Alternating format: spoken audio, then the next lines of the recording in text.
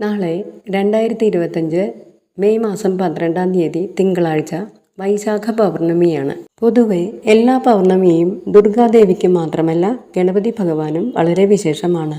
വിനായക പൗർണമി എന്ന പേരിൽ ഇത് വ്രതം പാലിച്ച് ധാരാളം ഭക്തജനങ്ങൾ അനുഷ്ഠിക്കാറുണ്ട്.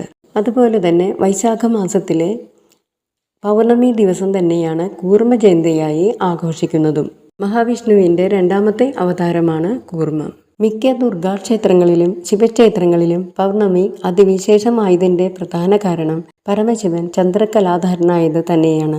പ്രാർത്ഥനയ്ക്ക് ദുർഗാദേവിയുടെ മൂലമന്ത്രമായ ഓം ഹ്രീം ദും ദുർഗായൈ നമ എന്ന മന്ത്രം ജപിക്കാവുന്നതാണ്. മറ്റൊരു ദുർഗാമന്ത്രമായ ഓം ദുർഗേ ദുർഗേ രക്ഷിണി സ്വാഹ എന്ന മന്ത്രം പറ്റാവുന്നത്രയും പ്രാവശ്യം ജപിക്കുന്നത് വളരെ നല്ലതാണ്.